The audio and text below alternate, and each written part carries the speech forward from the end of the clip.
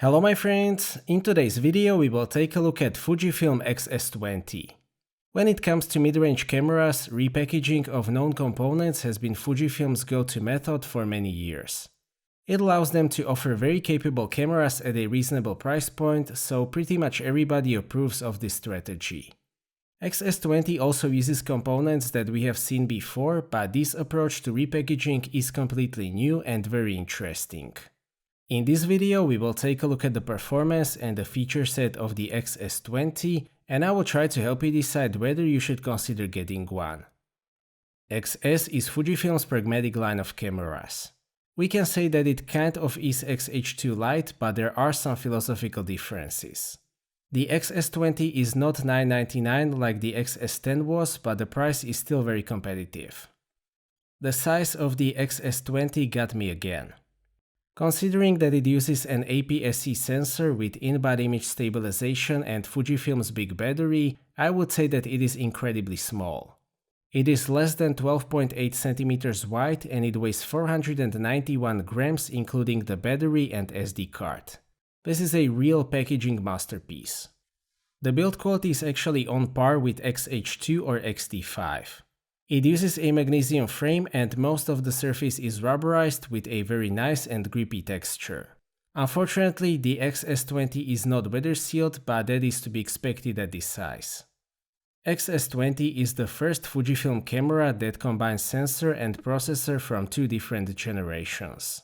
It uses well-known X-Trans 4 26.1 megapixel backside illuminated APS-C sensor in combination with the latest X-Processor 5. The new processor brings numerous advantages related to the autofocus, video features, battery life, and so on. I will talk about that throughout this video. One area where the X-Processor 5 doesn't seem to make a difference is the image quality. I have compared the output of the X-S20 to the X-T4, which uses the same sensor and older processor.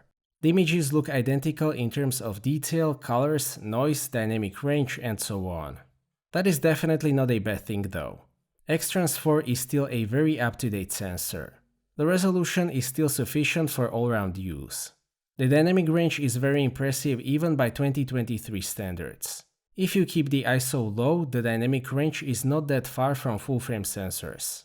On the other hand, it is a big step up over Micro Four Thirds sensors, especially in high dynamic range scenes. The low-light performance is also very solid. The images are very clean up to ISO 3200 and even 6400 is usable in most situations. ISO 12800 is an emergency option. As I've explained in my previous videos, Fujifilm uses a different ISO scale than Sony for example, so keep that in mind when comparing. The colors are pretty much identical to other X-Trans 4 and also X-Trans 5 cameras. They are generally very accurate. Fujifilm prefers colder tones, but not in a bad way. I like this color reproduction a lot. X-S20 offers all 19 simulations that have been released so far. This is a major selling point of Fujifilm cameras, especially lower-end models. It is an engaging way to get an interesting look out of the camera. X-S20 still shoots 8 frames per second with autofocus continuous and mechanical shutter. If you switch to electronic shutter, it will shoot 20 frames per second and even 30 frames per second with 1.25 times crop. That is not bad for this category, but there is no improvement over the X-S10 in this area.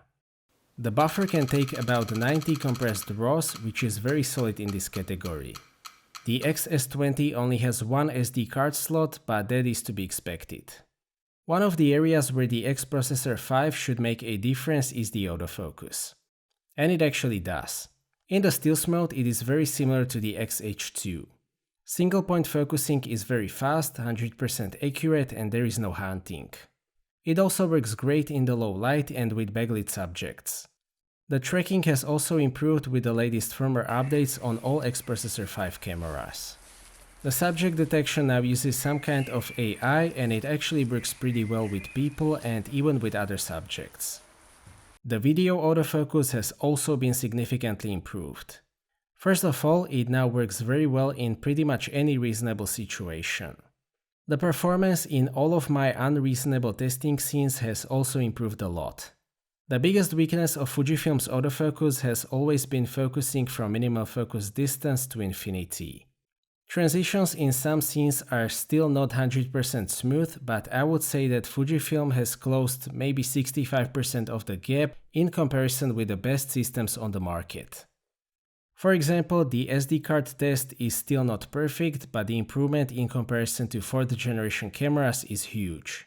The face tracking actually works great and it is very reliable. My biggest complaint in the middle of 2023 is still the lack of autofocus area modes in video, as I've explained in my previous videos. You can basically only choose between single point and wide area. Overall, I am happy with the autofocus in both stills and video. It already works great in reasonable situations and the performance in extreme situations is improving as well. Probably the most impressive aspect of the XS20 are the video capabilities. The main highlight is OpenGate 6.2K that it can shoot up to 30p in 10-bit 422 all intra at 360 megabits per second. That is unprecedented at this price and size category. It can also shoot fully downsampled 4K 10-bit 422 all intra up to 30p with no crop, and up to 60p with 1.18 times crop. The amount of detail that you can get in 6.2K is great as expected. 4K quality is great as well. It captures a very solid amount of detail, basically the same as with other X-Trans 4 cameras. Excellent selection of codecs is accompanied by f-log2, which is one of the best log profiles on the market. It captures a great amount of dynamic range and it is fairly easy to expose properly. 10-bit codecs provide enough information to work with the gamma curve and it gives you a lot of creative options for the post-production. You may have noticed that there is a new vlog mode on the PSAM dial. As far as I can tell, it is basically a movie mode with this extra menu accessible via the touchscreen. It introduces a background defocus mode which simply forces the camera to use the lowest aperture available on the lens. There is also a product priority mode, which is kind of a reverse face tracking where it avoids focusing on your face if it detects other object closer to the camera. It works extremely well, so I highly recommend it for talking head product reviews. The XS20 can even output OpenGate 6.2K RAW video externally.